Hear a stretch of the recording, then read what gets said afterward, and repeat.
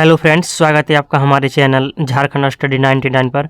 Friends, आज की इस वीडियो में कवर करेंगे विज्ञान के 30 महत्वपूर्ण प्रश्न जो कि आपके किसी भी एग्ज़ाम के लिए, जैसे कि एसएससी के एग्ज़ाम हो, रेलवे के एग्ज़ाम हो या अन्य पीसीएस के एग्ज़ाम हो, वो सारे आज के इस वीडियो में आपके कवर हो जाएंगे। यानी फ्रेंड्स, ये जो सवाल है किसी न किसी एग्ज़ाम पर अक्सर साइंस के सवाल पूछे जाते हैं, तो आपको वीडियो के अंत तक बने रहना है। और फ्रेंड्स, वीडियो के अंत में मैं आपसे एक सवाल दूंगा आपके लिए, जिसका आपको जवाब कमेंट बॉक्स में देना है। तो चलिए शुरू करते हैं आज के इस क्लास को। हमारा पहला सवाल है, आंसुओं में कौन सा पदार्थ घुला रहता है? तो यहाँ पर 4 ऑप्शन दिए गए, सामान्य नमक, समुद्र स्टार्च या ग्लूकोज। तो फ्रेंड्स, इसका आंसर हो जाएगा ऑप्शन नंबर ए, सामान्य नमक। आंसुओं में जो है सामान्य नमक घुला हुआ रहता है। नेक्स्ट सवाल है, लोहे पर जंग या रस्ट लगती है? जंग को क्या कहते हैं फ्रेंड्स? रस्ट। तो लोहे पर जो जंग लगती है किसके कारण से लगती है? तो option number B right answer हो जाएगा, जल योजित फेरस तथा फेरिक ऑक्साइड से।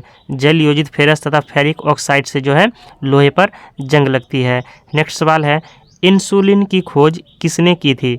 बेटिंग ने, डोमेक ने, रोनाल्ड रॉस ने या हार्वे ने? तो फ्रेंड्स, यहाँ पर बात करें अगर इंसुलिन की, तो इंसुलिन की खोज की है बेटिंग ने, बेटिंग एवं वेस्ट ने। तो यहाँ पर बेंटिंग हो जाएगा ऑप्शन के अनुसार। तो इंसुलिन की खोज किसने की है? तो बेंटिंग ने इंसुलिन की खोज की है। नेक्स्ट सवाल है, वनस्पति तेलों को घी में परिवर्तित किया जाता है, किस विधि से किया जाता है? तो हाइड्रोजनीकरण द्वारा। Option number B right answer हो जाएगा, वनस्पति तेल को घी में परिवर्तित किया जाता है हाइड्रोजनीकरण विधि द्वारा।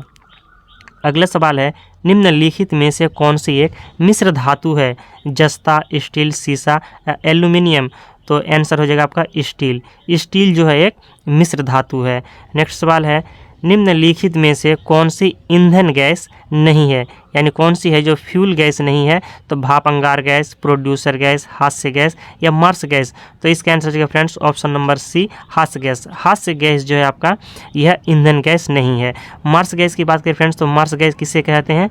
तो मीथेन को मार्स गैस कहते हैं। आपको ये भी याद रखना है, मीथेन को क्या कहते हैं? तो मार्स गैस कहते हैं। अगला सवाल है, निम्नलिखित में से कौन सा तत्व प्रबल क्षारीय ऑक्साइड बनाता है जब ऑक्सीजन में जलता है? कौन सा ऐसा तत्व है जो प्रबल क्षारीय ऑक्साइड बनाता है जब ऑक्सीजन में जलता है?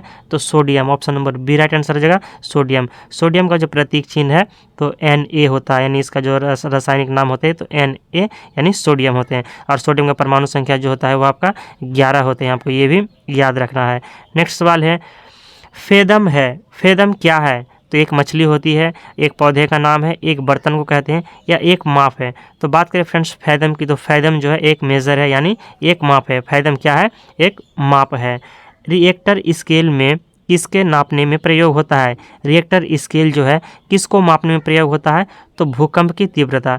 भूकंप की तीव्रता को रिएक्टर स्केल पर मापते हैं और भूकंप का पता लगाते हैं कि भूकंप आया है तो इसको सिस्मोग्राफ से मापा जाता है। आपको ये भी याद रखना है, भूकंप की तीव्रता की बात करेगा तो हो जाएगा आपका रिएक्टर स्केल, और भूकंप का पता लगाते हैं सिस्मोग्राफ द्वारा। तो आपको ये दोनों बिंदु याद रखने हैं। अगला सवाल है, डायनामाइट के आविष्कारक निम्नलिखित में से कौन है? तो डायनामाइट के जो आविष्कारक है वह अल्फ्रेड नोबेल है। डायनामाइट के आविष्कारक कौन है? अल्फ्रेड नोबेल है। अगला सवाल है, प्लास्टर ऑफ पेरिस प्राप्त किया जाता है? तो जिप्सम से। प्लास्टर ऑफ पेरिस किससे प्राप्त करते हैं? तो जिप्सम से प्राप्त करते हैं। नेक्स्ट सवाल है, चिकित्सा व युद्ध में उपयोग के लिए किन किरणों पर नवीनतम अनुसंधान हो रहा है? चिकित्सा व युद्ध में उपयोग के लिए तो लेज़र किरणें का। Option number B right answer हो जाएगा, लेज़र किरणें का प्रयोग किया जा रहा है। नेक्स्ट सवाल है, रडार में किस प्रकार की तरंगे होती है? तो विद्युत चुंबकीय तरंगे। रडार पर जो है विद्युत चुंबकीय तरंगे होती है। नेक्स्ट सवाल है, आकाश के नीले दिखाई देने का मुख्य कारण क्या है? तो आकाश का जो रंग हमें नीला दिखाई देता है इसका मुख्य कारण क्या है? तो वायुमंडल में उपस्थित धूल आदि के कणों द्वारा सौर किरणों का प्रकीर्णन के कारण जो हमें वायुमंडल जो आकाश जो है नीला दिखाई देते हैं। नेक्स्ट सवाल है, तेज गति से आता हुआ वाहन हॉर्न बजाता है तो उसका पिच क्या होगा? तो अधिक सुनाई देगा। जब तेज गति से आता हुआ वाहन जब हमारे नज़दीक आता है और हॉर्न बजाता है तो उसका पिच जो है अधिक सुनाई देगा। Option number B right answer है। नेक्स्ट सवाल है, सूती और ऊनी रेशों में अंतर ज्ञात किया जा सकता है? यानी सूती वस्त्र और जो ऊनी वस्त्र है इन रेशों में अंतर कैसे करेंगे?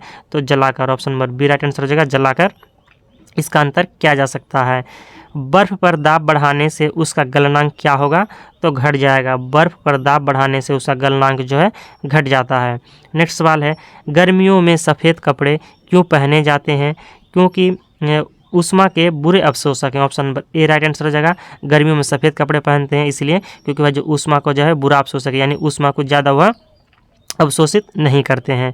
अगला सवाल है, निम्नलिखित में से गलत कथन कौन सा है? लोहा पानी में डूब जाता है, लकड़ी पानी पर तैरती है, पारा पानी पर तैरता है या पारे पे लोहा तैरता है। तो यहाँ पर जो फ्रेंड्स आपके ए, बी और डी जो है सही कथन है। लोहा पानी में डूब जाता है सही कथन है, लकड़ी पानी पर तैरती है ये भी सही है, और पारे पर जो है लोहा तैरता है। पारे पर क्या होता है? लोहा तैरता है, यानी आपको सी जो है गलत आंसर है।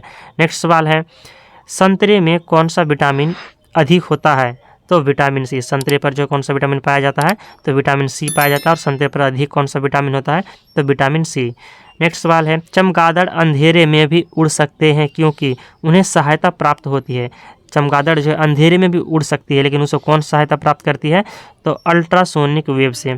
अल्ट्रासोनिक वेव के द्वारा जो है चमगादड़ अंधेरे पे उड़ते हैं तो वह अपने साथ में अल्ट्रासोनिक वेव को छोड़ते हैं, जिनके कारण से वह जो है उन्हें उड़ने पर सहायता होती है। तो अल्ट्रासोनिक वेव आपको याद रखना है। अगला सवाल है, एल्यूमिनियम किस खनिज से प्राप्त की जाती है? तो बॉक्साइट से। एल्यूमिनियम किस खनिज से प्राप्त करते हैं? तो बॉक्साइट खनिज से प्राप्त करते हैं। ब्लैक होल क्या है? निहारिकाएँ, उल्काएँ या सूर्य के धब्बे या इनमें से कोई नहीं। तो फ्रेंड्स इसका जो आंसर है इनमें से कोई नहीं हो जाएगा। ये आप देख सकते हैं ब्लैक होल का चित्र। और फ्रेंड्स ब्लैक होल वैसा जगह है जहाँ पर गुरुत्वाकर्षण का अति सघन क्षेत्र है, जहाँ से प्रकाश भी है जो गुजर नहीं सकती है, तो उसे ब्लैक होल कहते हैं। नेक्स्ट सवाल की ओर चलते हैं। नेक्स्ट सवाल है, जल में अस्थायी कठोरता का कारण क्या है? तो कैल्शियम क्लोराइड का घुले रहना जल में अस्थायी कठोरता का कारण है।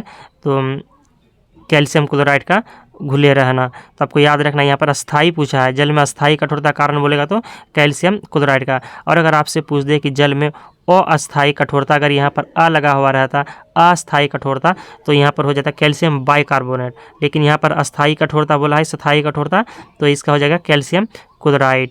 अगले सवाल की ओर चलते हैं। कैलोरी की मापन इकाई क्या है? यानी कैलोरी से हम क्या मापते हैं?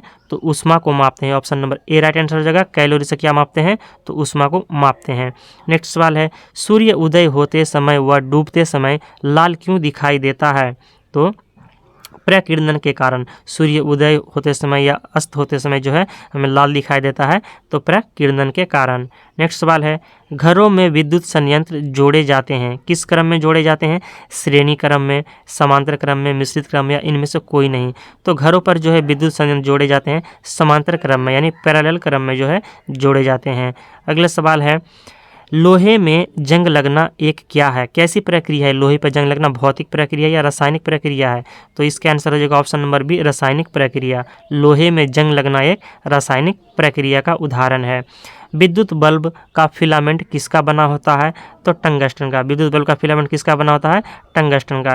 टंगस्टन का जो प्रतीक चिन्ह है डब्लू है, डब्लू यानी डब्लू से जो है टंगस्टन को दर्शाते हैं। बात करें फ्रेंड्स अगर टंगस्टन की, तो टंगस्टन का जो गलनांक होते हैं 3422 डिग्री सेल्सियस होते हैं। टंगस्टन का गलनांक कितना होते हैं? 3422 डिग्री सेल्सियस। और विद्युत बल्ब का जो फिलामेंट बना होता है तो डब्लू यानी टंगस्टन का बना होता है। नेक्स्ट सवाल है, केतली में पानी का गर्म होना किसका उदाहरण है? तो संवहन विधि का उदाहरण यानी कन्वेक्शन का उदाहरण है। केतली पर पानी का गर्म होना किसका उदाहरण है? तो संवहन का उदाहरण है। आज का सवाल है फ्रेंड्स कि नोबेल पुरस्कार की स्थापना कब हुई है, जिसका जवाब आपको कमेंट बॉक्स में बताना है। तो फ्रेंड्स यहाँ पर सवाल है कि नोबेल पुरस्कार की स्थापना कब हुई है, इस सवाल का जवाब आपको कमेंट बॉक्स में बताना है। और अगर आपको फ्रेंड्स वीडियो पसंद आए तो एक लाइक जरूर कीजिएगा और चैनल पर नए हैं तो सब्सक्राइब कीजिएगा।